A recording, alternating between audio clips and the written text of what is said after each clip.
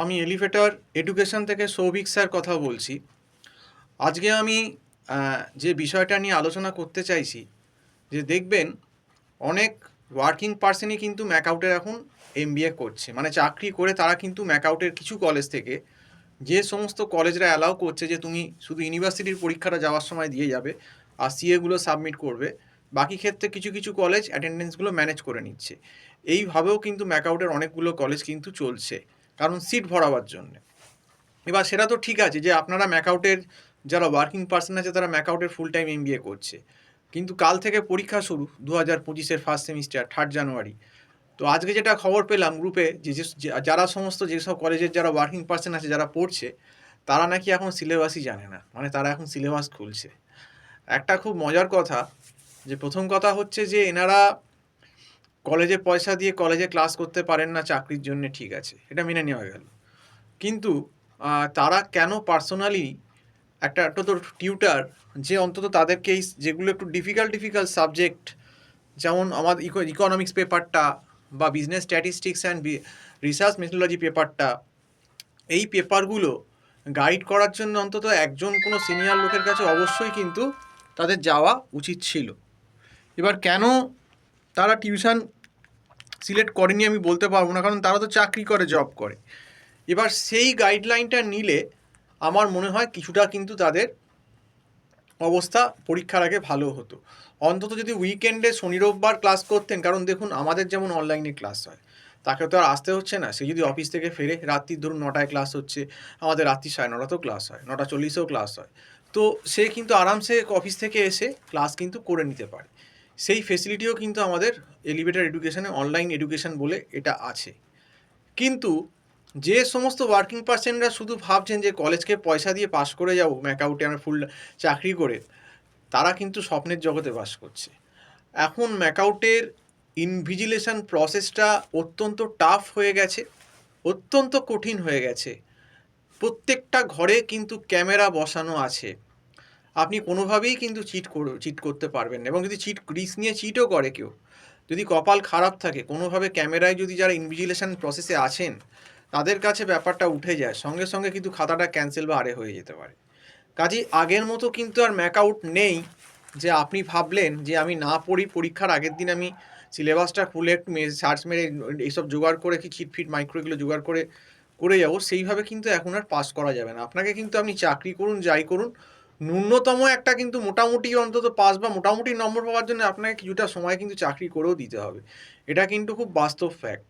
আর যদি মনে করেন যে না আমরা এইভাবেই চলবো, যে পরীক্ষার দুদিন আগে দেখবো সিলেবাসটাই জানি না, এরকম অবস্থা হবে, কাউকে গ্রুপে হয়তো জিজ্ঞেস করছে এই রে সিলেবাসটা কী আছে, এইটা সিলেবাস, এ কী সিলেবাস, তাহলে ভাবুন যারা পরীক্ষার এক সপ্তাহ আগে এরকম সিলেবাস খুঁজছে বা জানছে, তো তাদের পক্ষে কি এই এমবিএ ফার্স্ট সেমিস্টারের যেখানে ইকোনমিক্সের মাইক্রো ইকোনমিক্স ম্যাক্রো ইকোনমিক্সের মতো পেপার, বিজনেস স্ট্যাটিস্টিক্স এবং রিসার্চ মেথোলজির মতো পেপার, অ্যাকাউন্টসের মতো পেপার, লয়ের মতো পেপার, সেখানে কি আদৌ পাস করা সম্ভব?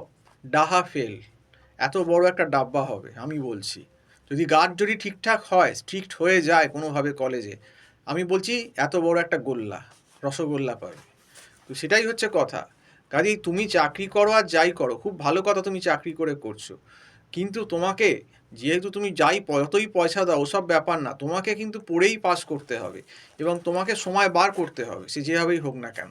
এবং যদি নিজে বুঝতে না পারো, একটা কিন্তু অনলাইন টিউশন তোমাদেরকে কিন্তু নিতেই হবে, এটা তোমাকে বোঝা জোর দিয়ে না। কারণ আমার মনে হয় এই ফার্স্ট সেমটা যারা ওয়ার্কিং পার্সন আছো, যারা ম্যাকআউট থেকে এমবিএ করছো, কাল থেকে ফার্স্ট সেমিস্টার ইকোনমিক্স একটা ভারী পেপার দিয়ে শুরু হচ্ছে। তো ইকোনমিক্সের পেপার এবং এই পেপারগুলো দেওয়ার পরে নিশ্চয়ই রিয়েলাইজ করবে যে এমবিএটা কিন্তু এই ছেলে খেলা না আর লুডো খেলা নয়। মানে ব্যাপারটা হচ্ছে সেই জুয়ার মতো করছে, যদি কোনোভাবে টুকেটাকে এদিক ওদিক থেকে ম্যানেজ করে পাস করে যাই। তো তো এখন তার ওই দিন নেই ম্যাকআউটে। কেন ম্যাকআউটে এত ঝুড়ি কেন ফেল করছে? কারণ আমি তো আগেই বলেছি ম্যাকআউট এখন এক্সাম সিস্টেমটা অনেক অনেক অনেক বেশি ট্রান্সপারেন্সির জায়গায় নিয়ে চলে গেছে। এখন কিন্তু ওয়ার্কিং পার্সনরা দেখবেন অনেকেই কিন্তু সাপ্লি খাচ্ছে। তার কারণটা হচ্ছে তারা পড়াশুনো করার সময় বার করতে পারছে না, কলেজে আসছে না, কলেজ থেকেও পড়া হচ্ছে না, মিনিমাম একটা কলেজে শুনলে একটা আইডিয়া হয় এই হচ্ছে নোট, কিন্তু সেটাও ফলো আপ করতে পারছে না। আর দ্বিতীয় কথা হচ্ছে দেখবেন তারপরে যেটা সব থেকে বড় প্রবলেম, যে এরা নিজেরাও যে কোনো প্রাইভেট টিউটারের কাছে পড়বে সেই সময়টাও, বা সেই হয়তো তাদের আর্টসটা নেই, মানে ইচ্ছেটাই নেই। আর ঠিক আছে, কলেজকে পয়সা দিয়েছি, ও দেখা যাবে, পরীক্ষা চলুন না 7-10 দিন আগে, ও মেরে নেবো, বাজি মেরে নেবো। তো এই ব্যাপারটা, ওভার কনফিডেন্স একটা ব্যাপার হয়ে গেছে। তো এই হওয়ার জন্যই এটা হচ্ছে। এখন আমি এক স্টুডেন্ট বা ছাত্রীর কাছেই শুনলাম যে গ্রুপে নাকি অনেকেই যারা জব করে তারা এখন করছে। বলছি বাবা, সিলেবাসটা কি, কোথায় সিলেবাস, কোথায় ধরবো, কি করব, কিছুই তারা বুঝতে পারছে না। আর সত্যি কথা, পরীক্ষার 4-5 দিন আগে যদি কেউ বই খোলে, বই ধরে, তো তার পক্ষে তো সিলেবাস বোঝা সম্ভব নয়। নয় তুমি পুরোপুরি ফুল টাইম জবই করো, তুমি এমবিএ করতে এসোই না, আর নয় একদম চাকরি ছেড়ে তুমি এমবিএতে এসো, পুরোপুরি পড়ো। এই হাফ কক খেলে কিন্তু লাভ নেই। আর যদি হাফ কক খেলতেই হয়, সেটারও পার হওয়ার জন্য একটা মিনিমাম কিন্তু একটা আমাদের মতো সিনিয়র লোকের অনলাইনে গাইডলাইন কিন্তু দরকার। অন্তত কলেজ তুমি অ্যাটেন্ড না করতে পারলে যদি মোটামুটি সাবজেক্টগুলো পাস করে অন্তত বেরিয়ে যাও, সেই রকম কিন্তু আমার ব্যক্তিগত মত কারুর কাছে পড়া কিন্তু উচিত ছিল। আমি জানি না এবারে এমবিএ 2025-এর সেমিস্টার 1টা কাল থেকে শুরু হচ্ছে। যারা ওয়ার্কিং পার্সন আছো তারা নিজেরাই পরীক্ষা দিয়ে তোমরা বুঝতে পারবে যে ব্যাপারটা কিন্তু মোটেই সহজ হবে না। তো এই জন্যেই বলছি, কারণ ফুল টাইমারদের কি পড়ার সময়টা থাকে, নিজেরা পড়তে পারে এবং তারা হয়তো রেগুলার কলেজ যায়, যারা একটু সিরিয়াস। তাও অনেক ফুল টাইমার আসে, তাতেও কলেজ থেকেও সাপোর্ট পেয়ে হয় না, আমাদের মতো সিনিয়র লোকের কাছে পড়ছে। অনেকেই টেকনো ইন্ডিয়া স্টুডেন্ট আছে, আইএমের আছে, হেরিটেজের আছে, অনেকেই আমাদের থেকে গাইডলাইন নিয়ে পড়ছে। কারণ দেখো, এই এমবিএ মাস্টার ডিগ্রি কোর্সটা, এর কারিকুলামটা এতই ভাস্ট এবং এত এর ওয়াইড স্পেকট্রাম আছে, যেখানে ইকোনমিক্সের micro macro, statistics 1, statistics 2, probability, binomial, Poisson, normal, তার সঙ্গে রিসার্চ মেথোলজি থিওরি, তার সঙ্গে তোমাকে অ্যাকাউন্টস, তার সঙ্গে তোমার বিজনেস ল, অর্গানাইজেশন বিহেভিয়ার, তো হিউজ সিলেবাস। তো এই সিলেবাস যদি ওই রকম মনে করো যে আমি চাকরি করব, কিছুই করবো না, পরীক্ষা 6-7 দিন আগে আমি সিলেবাসটা খুলবো, সেখানে কিন্তু আর কিছু করার নেই, মানে করার কোনো অপশান থাকে না। এইটাই হচ্ছে ব্যাপার। তো যাই হোক, আমি ওয়ার্কিং পার্সনদের আবারও বলছি, যদি মনে হয় যে ফার্স্ট সেম হয়ে গেছে, যদি সেকেন্ড সেমের মনে হয় যে টিউশন লাগবে, আমাদের টিউশন কিন্তু রাত্রির মোটামুটি 9টা 9:30 নাগাদ শুরু হয়। কাজেই আমার মনে হয় না যে বেশিরভাগ ওয়ার্কিং পার্সন অসুবিধা হবে বলে। এবং যে সমস্ত ওয়ার্কিং পার্সন যারা ফার্স্ট সেমিস্টারেও মনে করছো, মানে 2025 বা 25-এ অ্যাডমিশান নেবে জুলাই আগস্টে, তাদেরকেও বলছি তোমরা অ্যাডভান্স কিন্তু অনলাইন আমাদের টিউশন নিয়ে রাখো, তাহলে কিন্তু তোমাদের চাপ কিন্তু অনেক কম থাকবে, চাকরি করে পড়তে সুবিধা হবে।